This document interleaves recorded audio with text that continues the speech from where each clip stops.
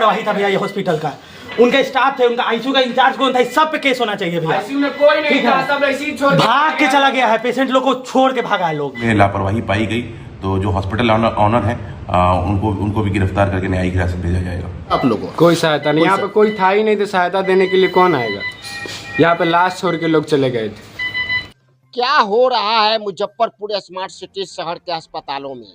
बीते वर्ष सरकारी अस्पताल में आंख फोड़वा कांड में दर्जनों मरीज को अपनी आंख गंवानी पड़ी और कल प्रसाद हॉस्पिटल में अग्निकांड, 6 मरीज जलकर स्वर्ग पधार गए। कौन है जिम्मेवार इसका, पूछता है मुजफ्फरपुर शहरवासी। मुजफ्फरपुर शहर में दिन प्रतिदिन प्राइवेट हॉस्पिटल खुल रहा है। आखिर किस मानक पर परमिशन दिया जाता है ऐसे अस्पतालों को?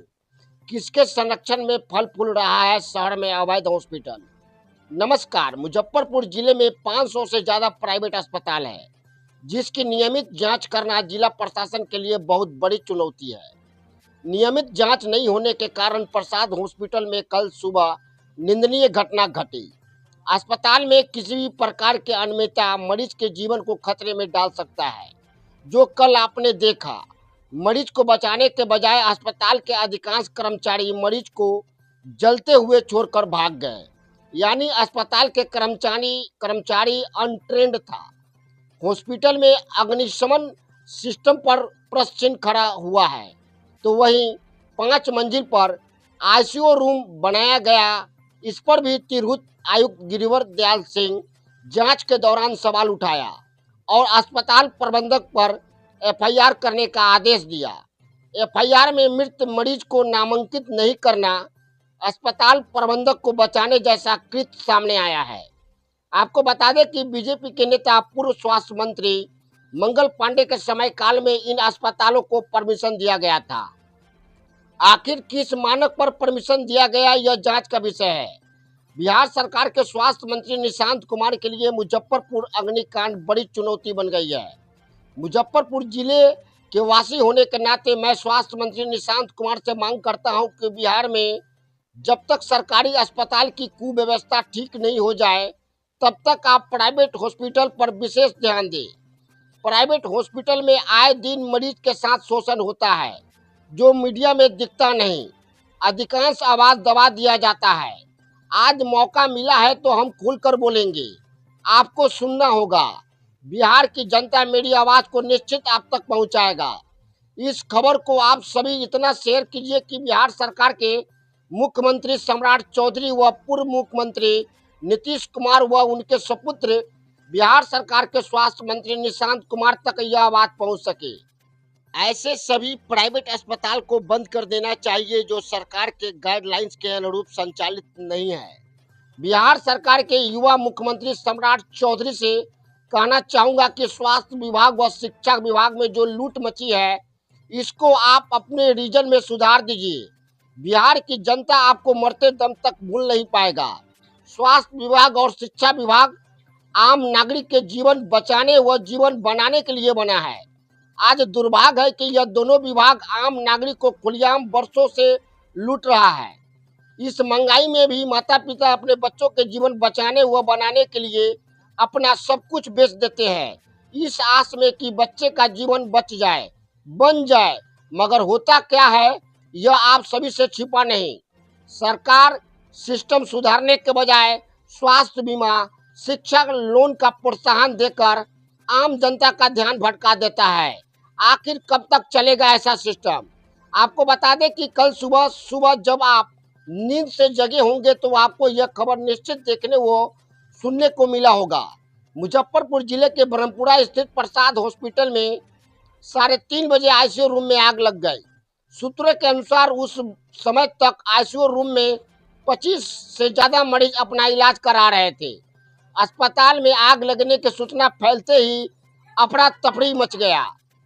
आईसीयू रूम के अधिकांश कर्मचारी अपना जान बचाने के लिए मरीज को जलते छोड़कर भाग गए। यह तस्वीर देखकर मरीज के परिजन त्राहिमाम करने लगे। हर जगह चीख पुकार जैसा माहौल बन गया। हर कोई अपनी जान बचाने के लिए उधर उधर भागते दिखे।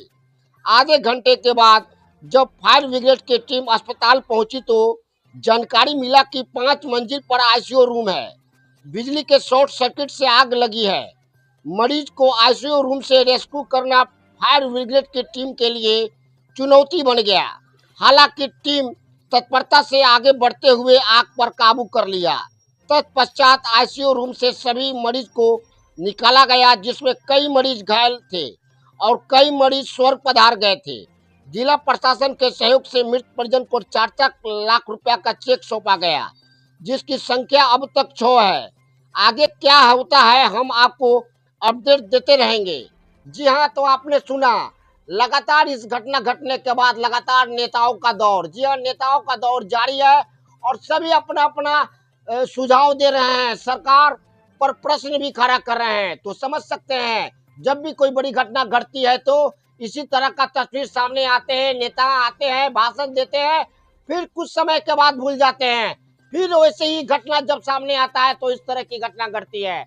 तो समझ सकते हैं, जिला प्रशासन वर्षा सरकार की अनदेखी के कारण ही आज आम नागरिक का जीवन संकट में है, जिसकी आवाज सुनने वाला कोई नहीं है। वीडियो अच्छा लगे तो ज्यादा से ज्यादा शेयर करें। आप देख रहे हैं बिहार न्यूज सिटी, दीपक कुमार पटेल के साथ। तो हम लोगों ने वैसे तो एक कमेटी गठित कर दी है एडीएम आपदा प्रबंधन की अध्यक्षता में, जिसमें हमारे एसडीओ साहब भी हैं, सिविल सर्जन भी हैं। हम लोग ये जांच कर रहे हैं कि इस अस्पताल में जो इनका कहना है कि जो वेंटिलेटर है जो ब्लास्ट किया, वो किस परिस्थिति में ब्लास्ट किया और अस्पताल की जो है मान्यता जो है, हालांकि प्रथम दृष्टया तो हम लोग इसकी जांच कर रहे हैं, लेकिन ये हम लोग को देखना पड़ेगा कि 5वें फ्लोर पे आईसीयू क्यों था। और साथ ही साथ इसमें जो है, हालांकि एग्जिट हैं दोनों फ्लोर पे हैं, लेकिन अन्य कारणों की जांच हम लोग कर रहे हैं और मुझे लगता है कि जांच रिपोर्ट जो है 2-3 दिनों में जब आ जाएगी, उसके पश्चात हम लोग जो है इस पर आगे कार्रवाई करेंगे। यहाँ के जो मालिक है अस्पताल के, वो लोग नहीं आए हैं, मुझे मालूम चला है। हमने प्राथमिकी दर्ज करने का भी आदेश यहाँ पे दिया हुआ है, ताकि जो भी इस पे कल्प्रिट है, गुनाहगार हैं, वो हम लोग जो है कुछ पूरा हम लोग का प्रयास होगा कि जो भी इसके गुनाहगार हैं वो बख्शे नहीं जाए। इसमें देखिए, अभी तो जांच का विषय है, क्योंकि हम लोग का पहला उद्देश्य यही था कि जो हमारे जो घायल हैं उनको सही इलाज किया जाए। हम लोग सुबह से इसी में लगे हुए थे, कम से कम आगे कोई कैजुअलिटी ना हो। तो ईश्वर की कृपा से वो सब चीज़ें तो ठीक हैं, लेकिन निश्चित रूप से लापरवाही तो होगी इसमें, और हम लोग इसके सभी बिंदुओं की जांच कर रहे हैं। हम लोग इसके मकान जो भवन इमारत है, चूँकि निजी इमारत है, जिनके नाम अस्पताल है, उन्हीं की इमारत है, तो हम लोग इसकी भी जांच कर रहे हैं कि किन परिस्थितियों में, ऐसा तो नहीं कि कोई जो हमारे जो हमारा जो नक्शा है उससे अलग जा कर के कोई निर्माण कार्य किया गया हो। तो ये सब बिंदुओं की जांच रिपोर्ट आने के बाद पता चलेगी और उसी के अनुसार हम लोग जो आगे कार्रवाई यहाँ पे करेंगे। देखिए, ऐसा है कि फायर सिस्टम इस अस्पताल में जो हमें बताया गया कि शायद नहीं लगा हुआ था। फायर सिस्टम बने, ये जो मैनुअल होता है, जहाँ तक मुझे जानकारी है कि अब जो भी अस्पताल बनते हैं उसमें ऑटोमेटिक फायर सिस्टम होना चाहिए, जहाँ पे जैसे भी गर्मी हो जो उसमें ऑटोमेटिक वो काम करने लगे।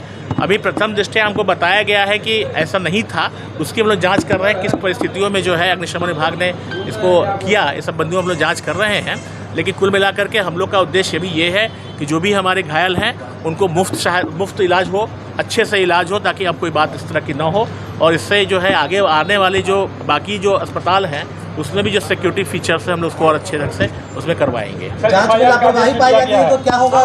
निश्चित रूप से देखिए, निश्चित रूप से प्राथमिकी करने का आदेश अभी मैंने दिया है। प्राथमिकी मैंने कहा, मैं भी यहाँ आया इसीलिए, मैं यहाँ जो भी अस्पताल के जो भी हमारे प्रबंधक हैं, प्रोप्राइटर हैं, जो मालिक हैं, मैं चूँकि वो नहीं आए, उनकी भी प्रथम दृष्टया उनको आना चाहिए था। अब जो भी कारण रहा मुझे नहीं पता, लेकिन हमने कहा कि इसमें प्राथमिकी दर्ज करके जांच की जाए और जो भी इसमें दोषी पाया जाएगा उसको कड़ा से कड़ा हम लोग इस पर कार्रवाई करेंगे। 4 जून 2026 को करीब 4 बजे सुबह में प्रसाद हॉस्पिटल के आईसीयू वार्ड में आग लगने की सूचना प्राप्त हुई।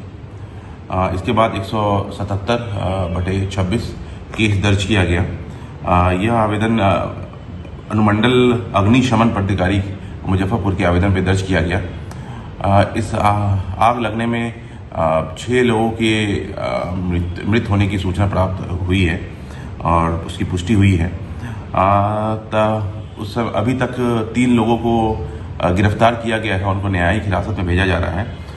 वो जो 3 लोग हैं वो एक मेंटेनेंस हेड वहाँ के, एक एडमिन हेड, और वहाँ जो आईसीयू में जिन डॉक्टर की ड्यूटी थी उस समय वो वहाँ पे नहीं उपलब्ध थे, और उनकी इन 3 लोगों की उस समय इमीडिएट लापरवाही के वजह से जो है कुछ लोगों की मृत्यु हुई है। और जो हॉस्पिटल के जो ऑनर हैं, जो डायरेक्टर हैं, इनके विरुद्ध भी जांच चल रही है कि क्या बिल्डिंग में किसी तरीके का लॉ का वायलेशन किया गया था बनाने में, या फिर फायर सेफ्टी का ऑडिट भी कराया जा रहा है कि क्या ये ऑडिट सही टाइम पे हुआ था या नहीं हुआ था। अगर इन चीज़ों